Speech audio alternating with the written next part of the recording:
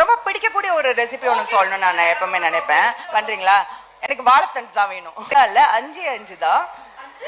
வாழைத்தண்டு, புளி, பச்சை மிளகா, இஞ்சி, உப்பு.